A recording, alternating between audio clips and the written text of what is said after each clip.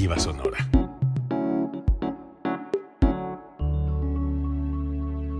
Código Libre.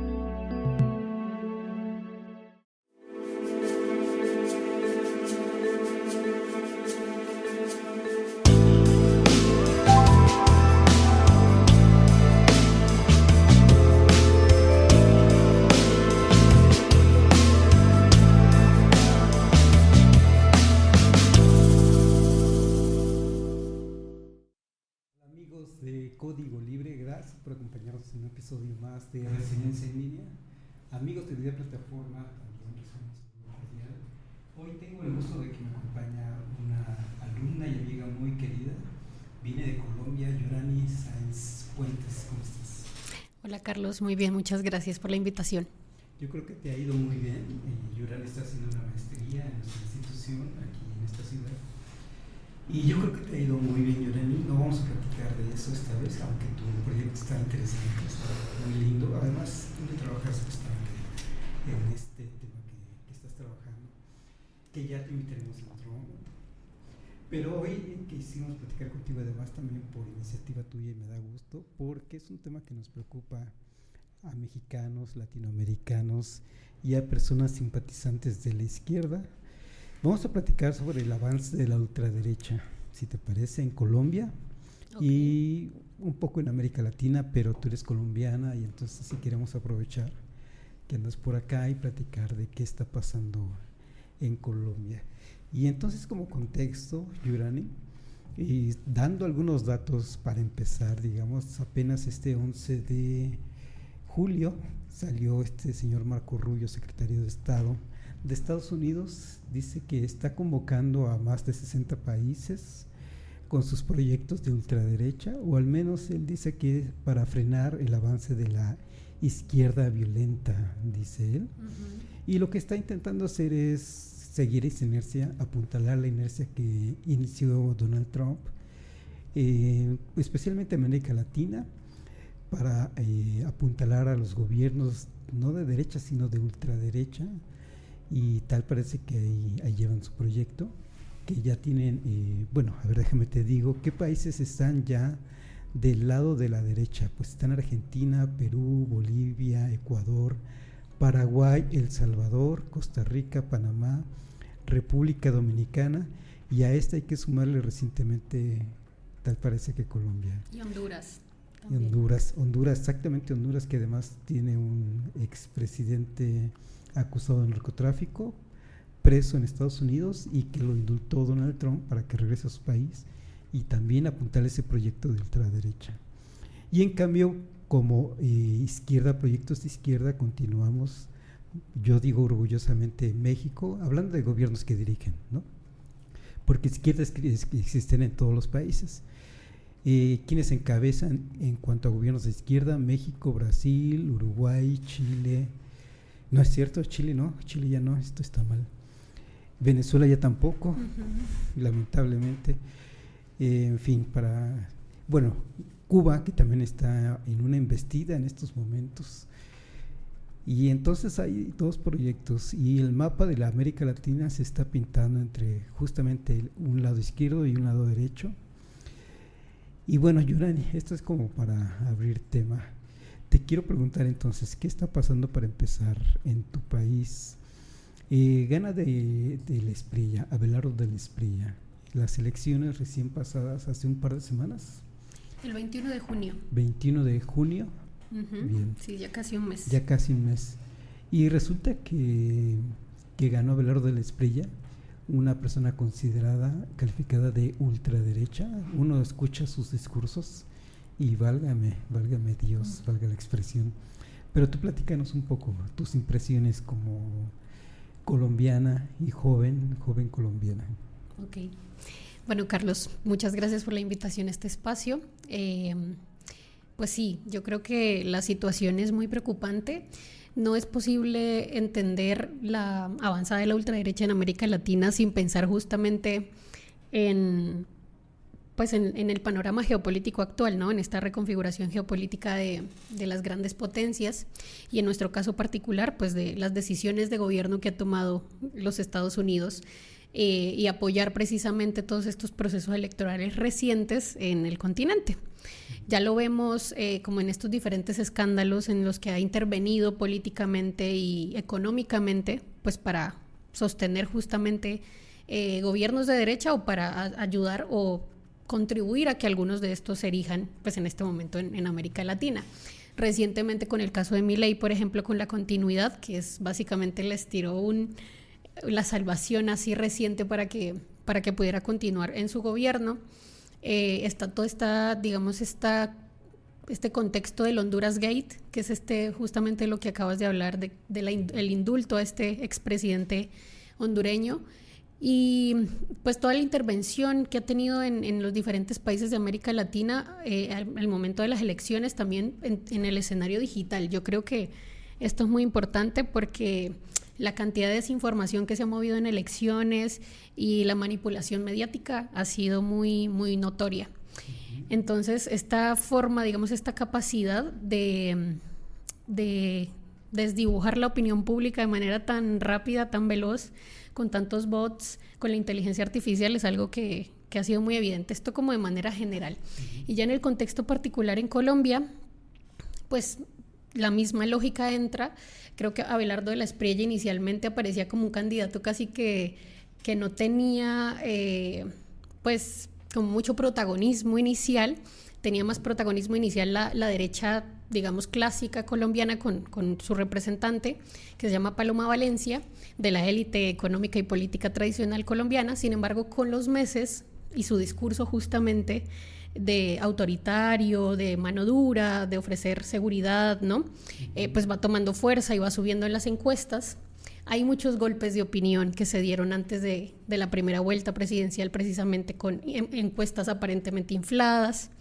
Entonces hubo ahí una incidencia muy evidente, pero también ya por el otro lado, esto por el lado de lo que hicieron las derechas, por decirlo así, de lo que hizo la derecha y cómo se consolida, digamos, esta figura de Abelardo de la Espriella como una opción posible.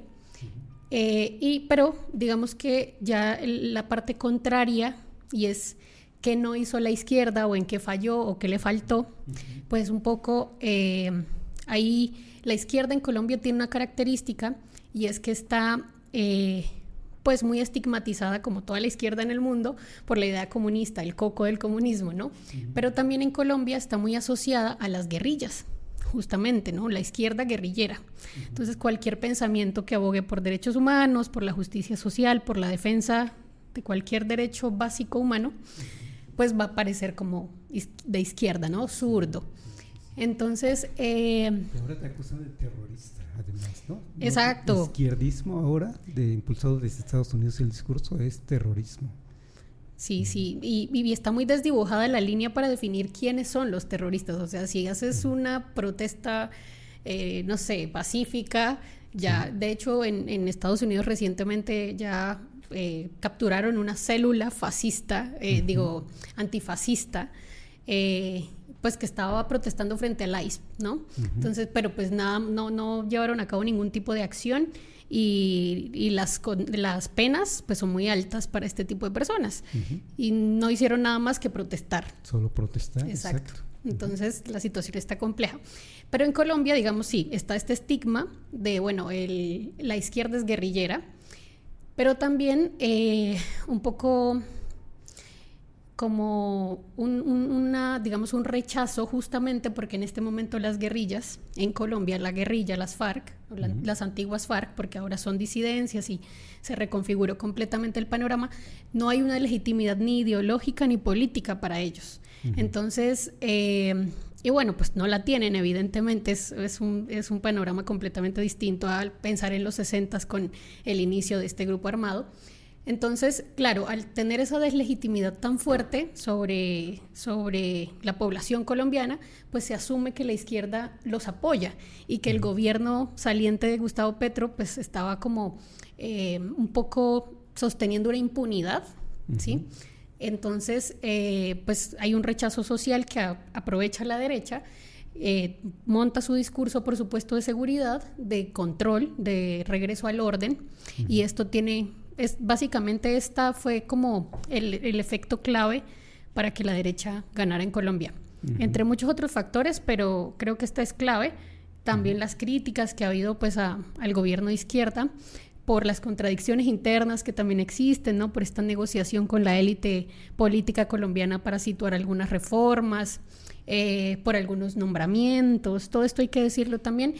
Tal vez incluso la forma en que las izquierdas se sitúan al discurso público, pues está un poco, tal vez siento yo, un poco, se queda un poco atrás en la idea de la comunicación política que ahora las personas reciben, que es muy mediática, que es muy rápida, que es muy, por decirlo así, sencilla, simplista, muy digerible. Y creo que le tomó un poco a la campaña de izquierda situarse en ese contexto digital ahorita de manera más efectiva, pienso yo. Claro. Mira, a la hora de hablar, justamente estar reflexionando en qué falló la izquierda, en qué falla la izquierda, es una pregunta que podemos extender a toda América Latina, centrándonos por ahora solo en América Latina, porque podemos hablar de izquierdas en el mundo, o de ultraderechas en el mundo también, pero solo América Latina podemos estar pensando en qué se está equivocando la izquierda. Ahorita retomamos este punto, este último que manejas. Uno de los quizá errores que ha tenido la izquierda, y eso lo ha dicho Pablo Iglesias, que uno de los principales errores de la izquierda en el mundo ha sido que no ha entendido que tiene que tomar los medios de comunicación y generar medios de comunicación con los cuales emitir opinión, y de ahí que él mismo haya generado su plataforma de comunicación, y muy exitosa y para bien de esa izquierda, y tan exitosa que ya incluso tiene una América Latina, ¿no? La base América Latina, que es precisamente a base de esto. Ahorita regresamos a ese punto porque tú eres joven y tú entiendes muy bien esto de la comunicación, de las redes sociales, pero si pensamos en qué se ha equivocado la izquierda, justamente como dices, habrá que ver, desmenuzar en qué, ¿no? Si en seguridad, si en ese estigma que dices, en el caso de Colombia, si en aspectos económicos, habrá que desmenuzar a ver en qué se equivocó ya particularmente cada proyecto.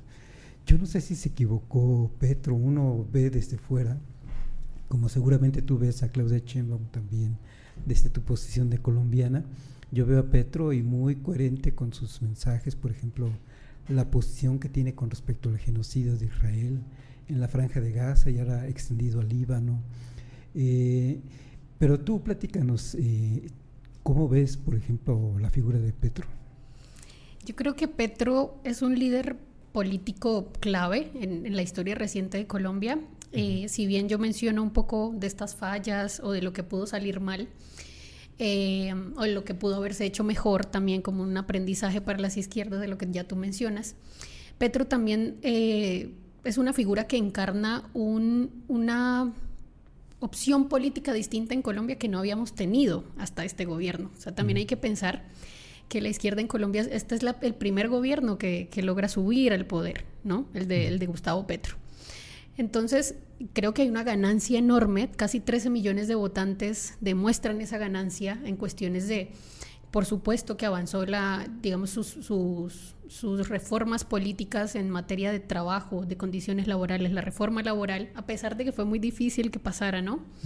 La restitución de tierras, la recuperación y restitución de tierras en el país, derechos sociales, apoyo, por ejemplo, al todo el sistema educativo, el turismo, digamos que hay una transición económica que se entiende en clave positiva para el país, ¿no? Incluso los niveles de pobreza se redujeron. Hay muchas, digamos que en términos macroeconómicos, como dices tú, desde fuera uno puede ver los cambios.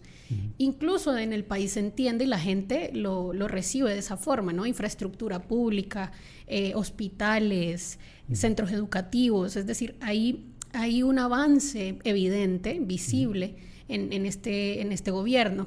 Sin embargo, como te digo, cuando vas a los territorios puntualmente, la gente que vive de cerca, el conflicto, incluso también eso es particular en Colombia, porque la zona de las regiones más periféricas, que diríamos más golpeada por los grupos armados, votó izquierda. Claro. ¿Sí?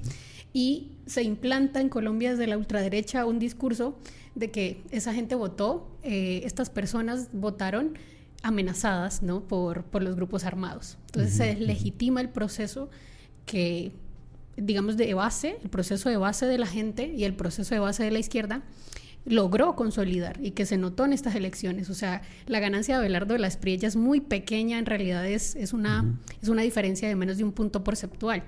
Fueron cerca de 250,000 votos, es muy poco para la participación tan masiva que hubo en estas elecciones, y eso habla de un país que democráticamente empieza a discutir más, a pesar de todo, digamos, esta estrategia de la ultraderecha pues para permanecer para regresar al poder. Entonces, claro que hay un avance, es evidente, se reconocen los territorios, sin embargo, pues es muy difícil, ¿no? Creo que la escalada fascista y el cambio geopolítico y la incidencia extranjera de Estados Unidos ha sido muy fuerte y ha consolidado también unas bases, y la élite política tradicional tiene aún muchísima influencia en el país, o sea, eso es evidente también en los territorios.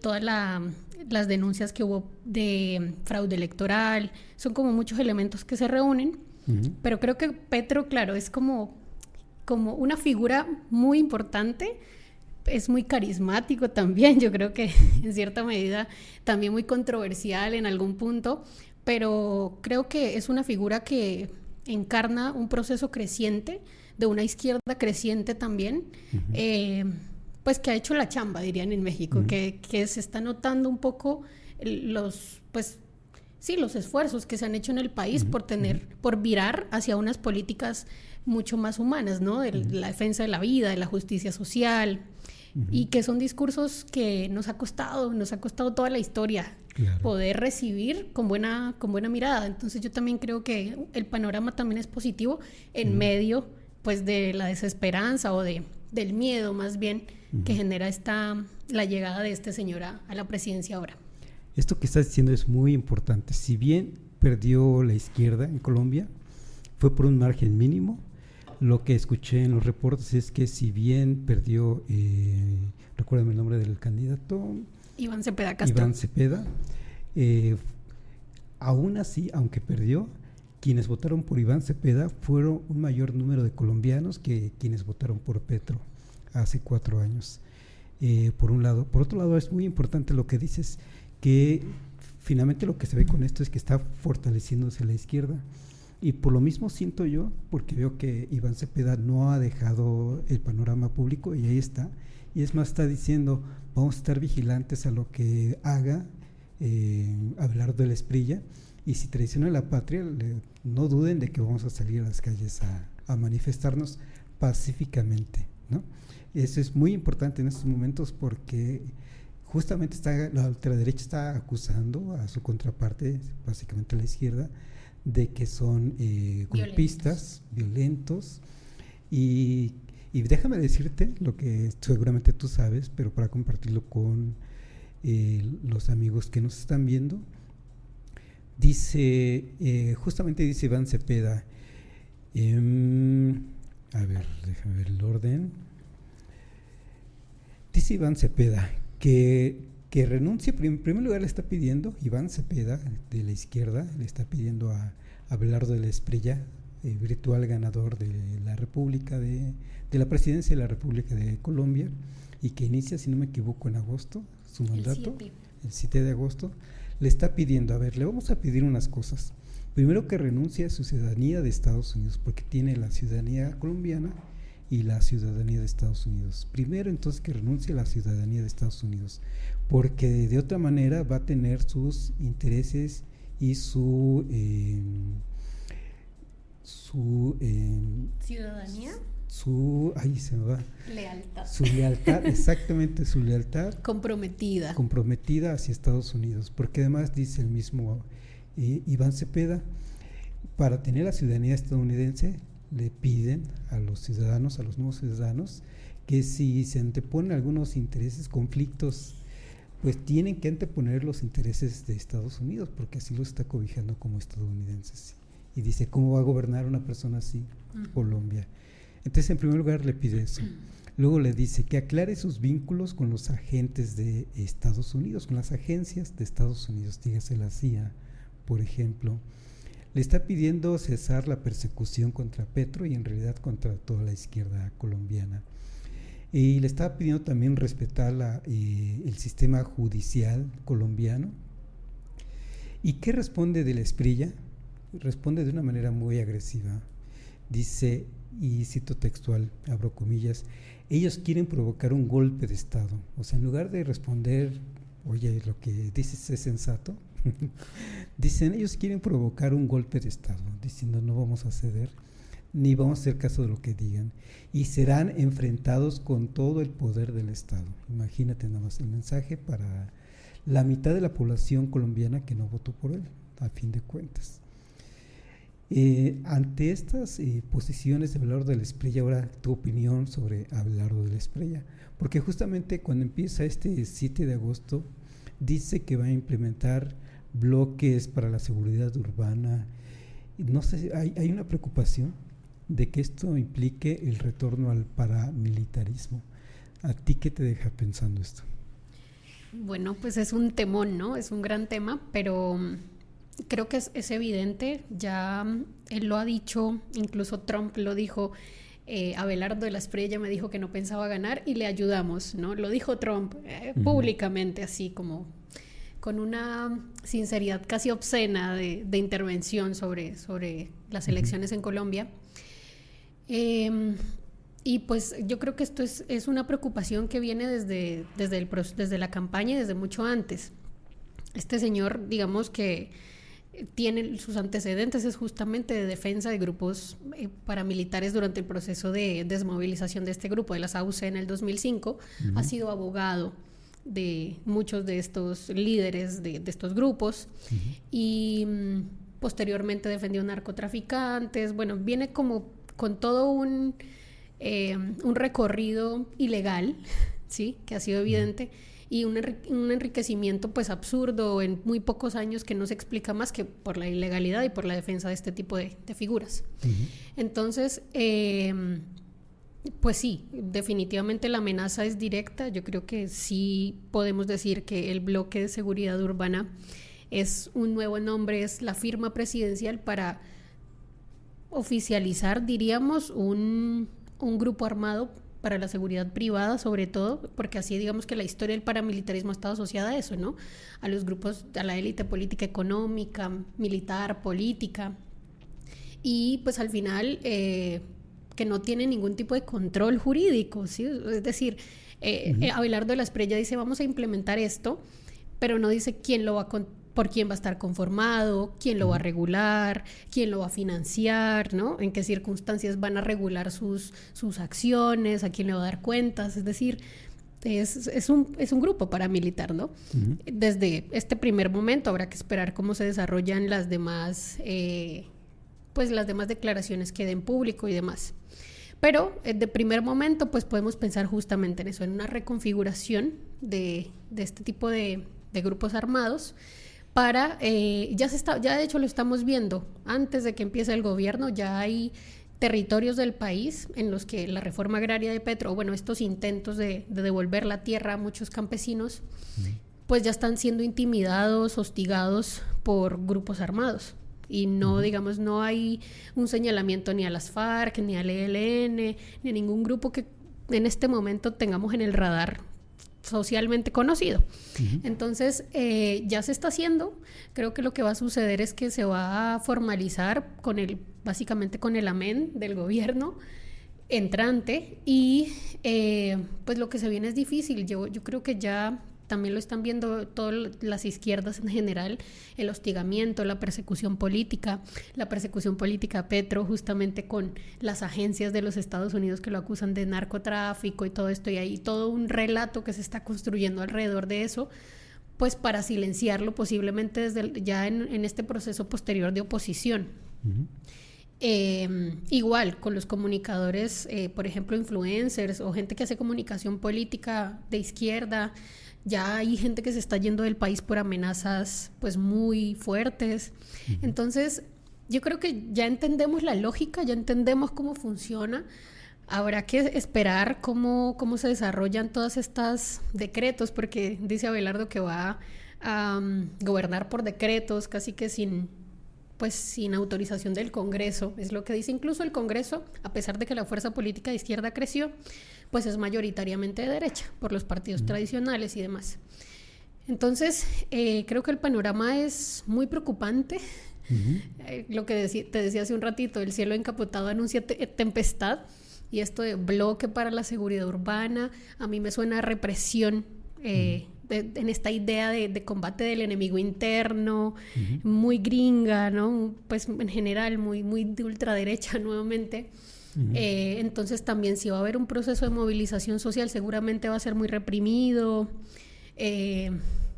muy criminalizado, y esto pues se plantea como algo muy complejo, o sea, como algo muy difícil. Se vienen tiempos difíciles, habrá que ver la oposición, en este caso de la izquierda, cómo responde, ¿no? Porque también creo que va a pasar un poco algo parecido al gobierno de Trump, y es que fue lanzando escándalo tras escándalo y no hay forma casi que de digerir y de procesar todo lo que está sucediendo. Entonces habrá que ver en los territorios también, con el proceso de base, cómo se le puede hacer frente a estas políticas de retroceso de derechos y por supuesto de violencia, porque creo que eso es lo que anuncia esto. Y el modelo ya lo puso Bukele en El Salvador, en donde se acaban las garantías individuales, se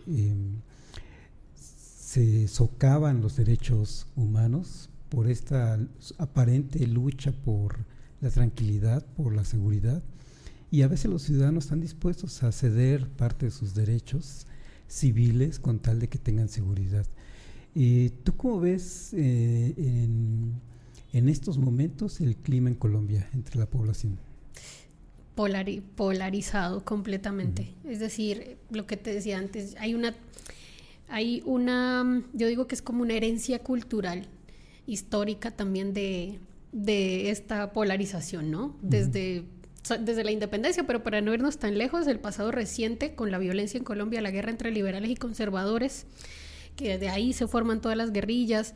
Desde siempre ha venido esta idea de combatir, digamos, como todo lo que suene a subversivo con mano dura, con violencia, ¿no? Entonces, claro, está toda una herencia de toda una generación que tiene una herencia cultural violenta, que la única manera de afrontar todo es con violencia, y seguramente va a haber mucha gente que le parezca y que lo legitime y que lo apoye, ¿no? Independientemente de lo que tú dices, de los retrocesos en derechos civiles y en bienestar y en el daño al otro. Creo que está esa polaridad, porque pues por supuesto hay gente que continúa en pie de lucha, que toda la vida lo ha estado, pero sí creo que hay, digamos, un proceso cultural muy complejo en el país, que no va a ser fácil de superar, que posiblemente, que ya, como te digo, hay un avance que demuestra estas elecciones también en posicionamiento político, pero yo creo que va a ser un país que va a defender mucho esa lógica, como decías también en El Salvador, y tal vez, a menos de que sucedan ya, digamos, pues crímenes de lesa humanidad o ya situaciones muy muy complejas, habrá que pensar la población cómo lo recibe, porque ya lo estamos viendo en el mundo, ¿no? Lo estamos viendo con el genocidio de Gaza en curso, que lleva 3 años. Entonces, no sé, esta deshumanización yo creo que está muy marcada, está desmentizada la humanidad, decía mi abuelita. ¿Cómo es posible que no entiendan la gravedad de lo que está sucediendo, que no sientan? Entonces sí creo que, aunque hay muchas resistencias, yo tengo esperanza de que esas resistencias van a seguir ahí. También creo que va a haber un apoyo social evidente. Y bueno, también para cerrar ahí rapidito lo que decías con las cárceles, me recuerda que Abelardo también propuso las megacárceles para concesionarlas pues a privados. Ya también se está viendo en los ministerios que está repartiendo para que haya incidencia y explotación minera por parte de megaempresas canadienses y gringas, y pues reducir el Estado en un 40%, dice, para regular precisamente este tipo de acciones, para que ni Dios ni ley, ahí sí como dirían. Y pues nada, ahí está la doble moral conservadora. Ni Dios ni ley. Dios cuando nos sirve y la ley también cuando nos sirve. Entonces, yo lo dejaría por ahí. Tratemos de ir cerrando, Yurani, pero es que sí, son varios aspectos que podemos estar platicando. Cuando decimos ganó la ultraderecha, ¿por qué? O perdió la izquierda, ¿por qué? Son varios elementos los que se pueden estar analizando. Este último que comentaste, las creencias a un Dios, por ejemplo, ¿no? Y tal parece que también ha habido una estrategia también desde Estados Unidos desde hace varias décadas ya, en donde se impulsó el cristianismo pentecostal y donde le ganaron terreno en América Latina a la Iglesia Católica, y ahora estamos también en otra dinámica, también con otra ideología que también ha apuntalado también esta ultraderecha, y hay otros grupos que también han hecho su trabajo ahí, su labor social. En esto va a ser muy importante las estructuras sociales. Yo tengo esperanza, como dices, de que en México tenemos una sociedad bien educada políticamente, con buena estructura política, al menos de parte de la llamada Cuarta Transformación, ahora encabezada por Claudia Sheinbaum, que lo han hecho muy bien y que tenemos, como dices tú, respaldo popular para la presidenta. Creo que también en Colombia, por lo que nos platicas, ha habido una buena educación política que se ha incrementado. Reflejo de ello son esos 13 millones de votantes a favor de la izquierda, y es muy importante que se mantengan ahí esos liderazgos de izquierda. Petro para empezar, Iván Cepeda también para empezar, no pueden, y yo creo que ellos mismos lo saben y están con miras a las próximas elecciones en 4 años. Supongo que ahí también hay elecciones que acá decimos intermedias. ¿No? Acá no, allá no hay. No, allá no hay. ¿Cada 4 años es que se cambia también el Congreso? Sí, cada 4 años. Ya, entonces ahí no hay como que oportunidad para corregir a la mitad. No. Como en Estados Unidos, que también lo hay para este próximo 2027. Bueno, yo creo que trato de ser, tengo esperanza también de que en Colombia mismo se tenga esa cultura ya política ganada, y que los mismos ciudadanos van a estar atentos a lo que haga Abelardo de la Espriella. Sí, yo creo que hay una oposición creciente, reitero, yo también la generación que viene, nuestra generación, no vamos a invisibilizar el hecho de que también hay justamente una generación joven influenciada por todas estas nuevas corrientes ideológicas. Cuando hablas de la ola conservadora, diría un amigo, liberales en lo económico o ultraliberales en lo económico y conservadores en lo cultural. Y la Stratwife, ¿no? También está esta cuestión de la ideología de género, de combatirla, de combatir todos los derechos individuales, de la libre expresión, de los derechos de las mujeres. Este es un tema que también, Carlos, me parece que es clave y que tal vez ahorita está surgiendo ya desde hace un tiempo, pero ahorita está empezando a coger fuerza en la discusión pública, y es bueno, qué tan dispuestas están las mujeres a ceder sus derechos civiles, empezando por esa idea del solamente el voto, de la participación política, pero más allá de eso, pues es un problema profundísimo.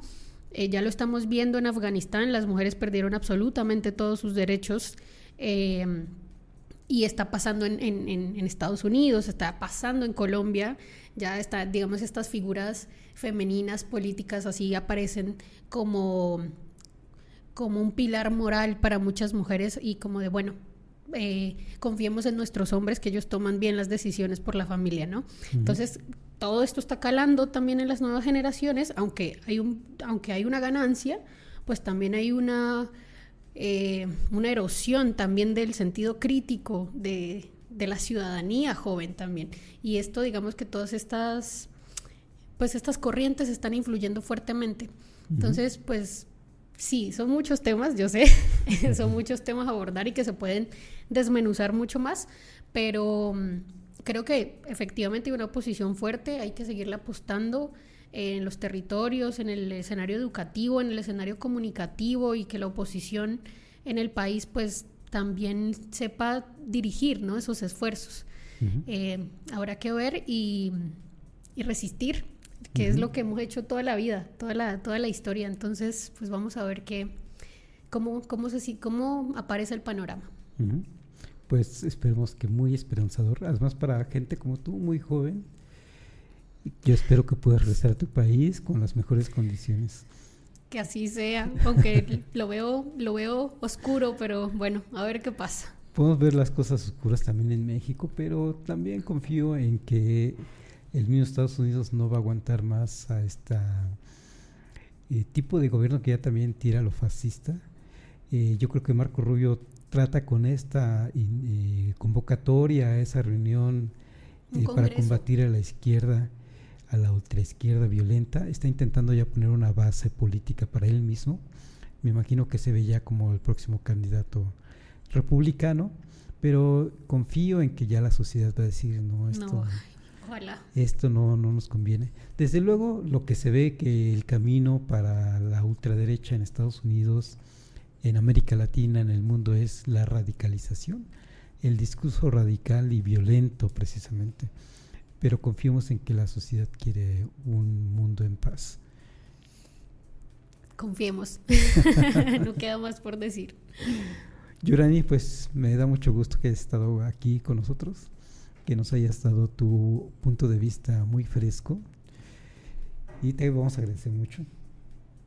Te esperamos una próxima vez. Ay, por favor, me gustó. Muchas gracias por la invitación.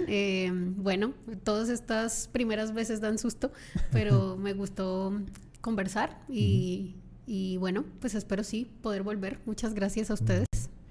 Y amigos, gracias por acompañarnos en Código Libre. Gracias como siempre a Felipe, a Carla, a Gerardo, que nos permiten llegar con ustedes, y nos estaremos viendo pronto. Gracias.